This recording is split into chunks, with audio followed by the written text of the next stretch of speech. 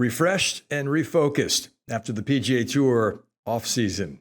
The Golfbet Insider from PGATour.com, Rob Bolton, is back, and he is highly re-energized, people, after witnessing in person in South Bend, Indiana, his beloved alma mater, the Northern Illinois Huskies, take down the Fighting Irish.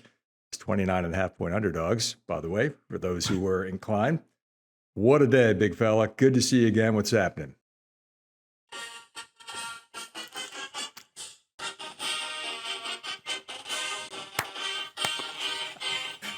Oh! A little closer, you can hear the whole thing. They've never even had a fight song until last Saturday, right? All right, I'll shut that off. Wow. You know, some people leave their hearts in San Francisco. You can tell by the sound of my voice. I left it in Notre Dame Stadium on Saturday. Unbelievable. By the way, it's not lost on me that although I live in Arizona, I had to go to South Bend, Indiana in September to get some color. So that's the sun and the wind doing its justice on the big fella. And I don't care. I actually look a little healthy for a change. It was a lifetime experience as a Northern Illinois University alum, fan. The best part was that, I used to cover that team back in college, and being a student at the time. And seeing them succeed at times, you feel good. You want to cheer, and obviously you learn as a student journalist that's not the thing to do. And then you got to get to work. You really don't have a chance to celebrate much. 100% celebration on Saturday this time, and it had the feels of Game 6 of the NLCS in 2016. No idea, when the Cubs got through to the World Series, beating the Dodgers in Game 6, and as Huskies fans, we don't know what to do when you're facing the opportunity to beat a school like Notre Dame. It was our national championship. I don't care what happens for the rest of the year. Forever take it forward this year and for the rest of my life, man. Thank you for bringing it up. As New York Rangers fans said after we won the Cup in 1994, now I can die in peace. So yes, I know how you feel. All right. Let's get to work here. Procore Championship this week, then an off week, then the President's Cup. So we'll slip in one to start the FedEx Cup fall here. And we've got a few President's Cuppers in the field, big fella, including Sahith Theegala, who's number one in your power rankings this week. And he is also the betting favorite on the board at around 11-1 right now. Any concerns about a wrist injury were dismissed after a strong showing throughout the FedEx Cup playoffs, and ultimately finishing third after the week wrapped up in Atlanta. Theegala, very much the player to beat this week, it seems. Yeah, and rightfully so. He's earned it. All 6 of the President's Cuppers headed around Montreal next week are in the power rankings. Not all of them were necessarily obvious, but relative to the field, they deserve to be in there. And Theegala right there at the top. I mean, defending champion. First time he's defending, and it doesn't even matter. Like, there are some guys we talk about, right? The nerves, the distractions, the additional experiences. He just says, bring it on. The solo third at the Tour Championship and everything he handled in real time with the penalty at East Lake. We've already, avid golf fans already know that that's within his profile and his character and all those good things. But that he was able to put it on, on display on that stage was wholly impressive. 11-1 is nice. If you're into that market, I'm not going to talk you out of it. Again, he's had only the one win, but man, he has no problem running into the fire up to the top of the leaderboard. So obviously he needs some luck to get that done.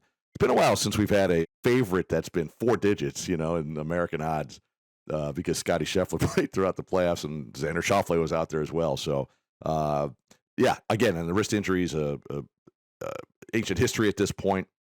I just love how Theegala adapts overall, no matter what's going on. He looks straight ahead, goes after the test, and tackles it with that talent that he has, and it's just so impressive. Wyndham Clark is also chalky this week. He's around 11-1 as well.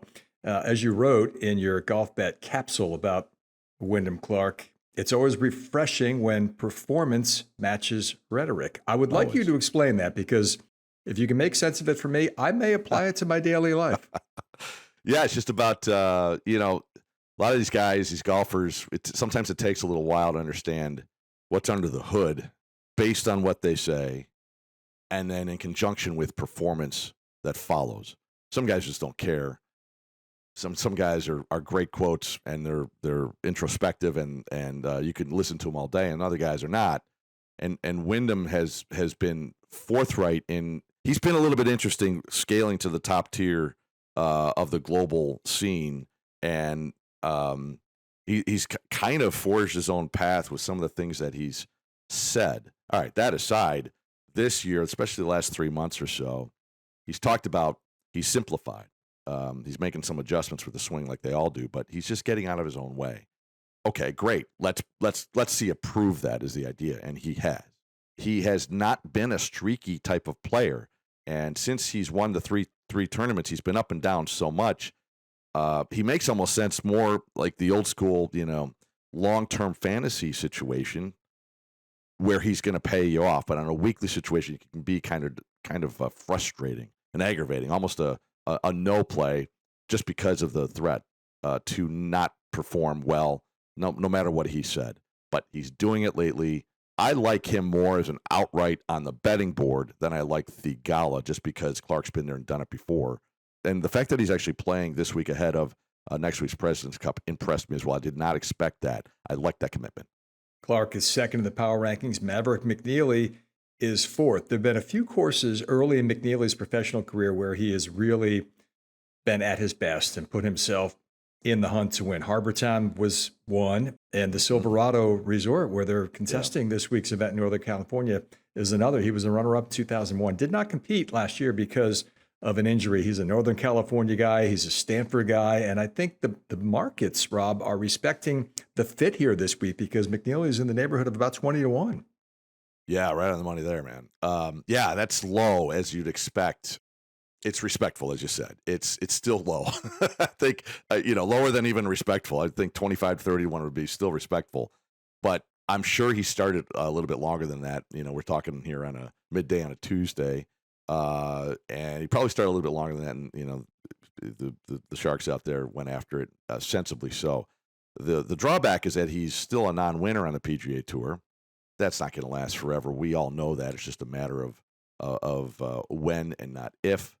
Always played well down at Pebble Beach. I mean, this is his home region. He's most comfortable. When my sleepers are published, you're going to see a non-winner as my outright to win as well.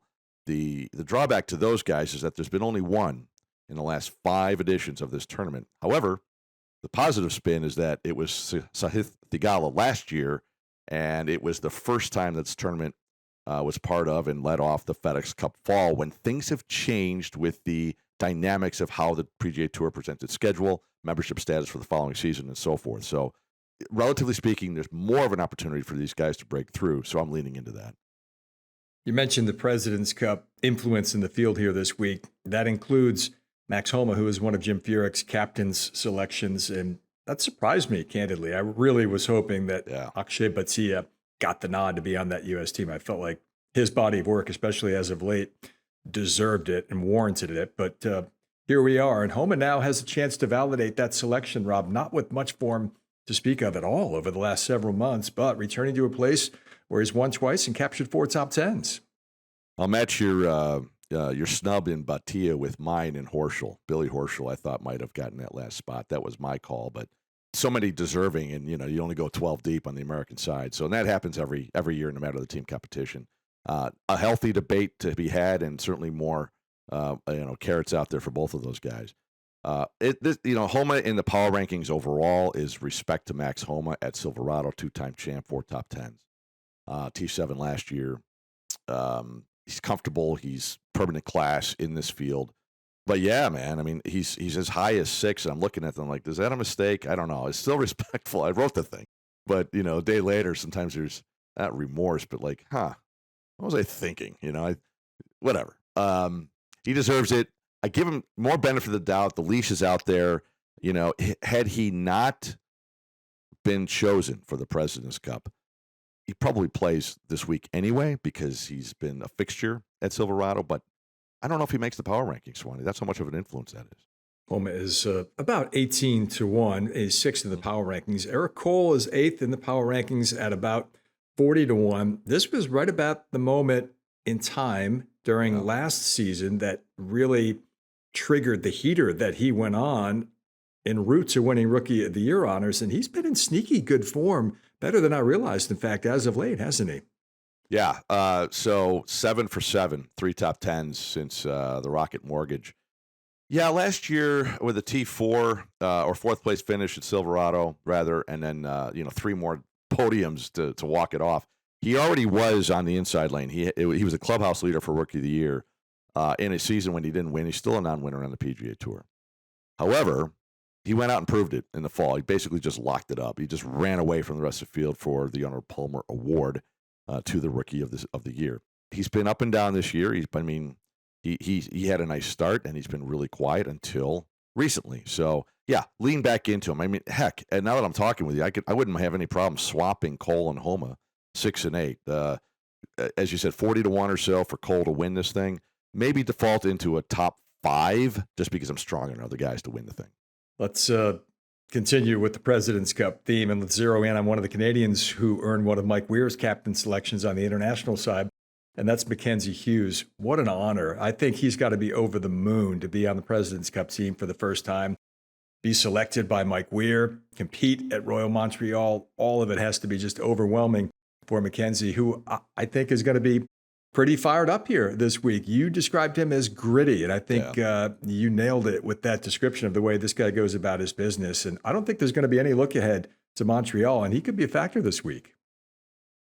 Yeah, he could be a problem next week for the Americans. I don't know who would want to play him. Let's put it that way. Yeah, he's a bit of a wild card. He figures it out.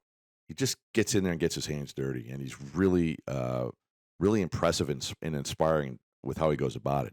He looks good a lot on the weekly and then falls short. Look, a lot of guys do, but we saw what getting into the President's Cup did for Taylor Pendrith 2 years ago, and Pendrith is back. I've been rooting for that guy, as you know, for a while. I mean, just seeing his commitment to get back in there. Obviously won this year, not playing this week, whereas Hughes is, and that now he gets this opportunity. I mean, moving forward, this could be a big deal for that guy. But right now, the pressure is off. He made the team. He can go out there, and if he's feeling it, not that this is going to necessarily motivate him because he's already achieved, but if he's feeling any, like, why does he deserve to be on the team? I mean, we know that. You and I know that, and many golf fans know that. But there's an opportunity to just go out there and say, look, this is why I'm good. This is why I belong on that team. This is why I could be a problem next week for the Americans. Top 10 for Mackenzie Hughes this week. I love that Luke Clanton slipped into the power rankings at 13th this week. He's a junior at Florida State. And yes, to answer a very basic question, just in case anyone was wondering, you can wager on someone who has yet to turn professional, Yes. which I'm sure some people might be this week. Look, he's climbing the PGA Tour University Accelerated program. One way or another, I expect this kid to be on the PGA Tour next season, Rob. He's got some serious game, and the markets are taking notice. How about Luke Clanton, the junior at FSU, around 20-1 this week? Yeah, he was a favorite for one of his starts right after the close call. He didn't rise up to it, of course, to win. But yeah, tournament favorite is I love PGA Tour as an organization has many departments that host internships. It kind of feels like Clanton is the players member intern. Like, he's played more professionally than he has as a collegian, certainly in the last 3 months, but as an amateur overall. Second round knockout at the US Amateur. He's well, that's okay. I'll play the Procore Championship in a couple weeks. A regular guy, it seems. I mean, he comes from a modest background, and here he is doing what he's doing. He had to go from the tournament in which he made the cut to fly to Minneapolis for the U.S. Amateur and fly private. He's like, whatever, I'll go up there and get it. I love that.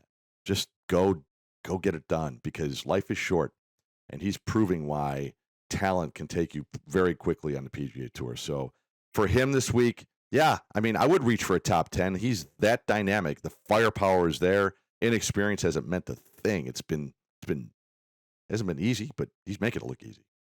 We're recording a day earlier than we typically do, late on a Tuesday here. Thanks for your flexibility, by the way. So the sleepers have not been published yet. I haven't seen them. You've seen them. You've written them. Who's your outright winner among your sleepers this week? Yeah, I teased it earlier, and it's sort of wrote itself because when Mark Hubbard forgot to register, doesn't he have an agent? Doesn't he have a team of people? Doesn't he have like an alarm on his phone? No, I know. He explained it. He says he should have registered a while ago. He felt terrible about it, and all he did was medal at the Open qualifier on Monday. Stranger things have happened. Just ask Mark Hubbard. So why not? Outright it, I think it was, what do I have him here? 50 to 1? 60 to 1 as I wrote it. I'll check it before I file. But yeah, that's a nice vicinity for a guy who's played well at Silverado before. Hasn't had a top 10. You know, there's a guy that he's never won on the PGA Tour, as I mentioned earlier when I was talking about Maverick McNeely, but has tons of support. His wife is, Hubbard's wife is from Sacramento, so family and friends will be out there. He loves the area. There's all sorts of good vibes. And he's already gotten kind of the hard part done to get back in the tournament. If you drop the ball, you still have another way to get in. Yeah, I mean, he made the playoffs. He's set for status next year, and there is the Open qualifier. So if he wins, I know people who'll call it, an Open qualifier winning, but technically, there's an asterisk on that. Who cares? Root for the guy. 60 to 1, full unit. At Rob Bolton Golf is how you follow the big man on Twitter and read his terrific work at PGATour.com in the golf bet space. Congratulations on your Huskies victory. You're still glowing. That's not just from the windburn in South Bend either. Oh, man, thank you. And we will talk when we talk. I'm not sure when that will be. Hopefully in a couple of weeks. We'll see you down the road. All right, buddy. Talk to you then.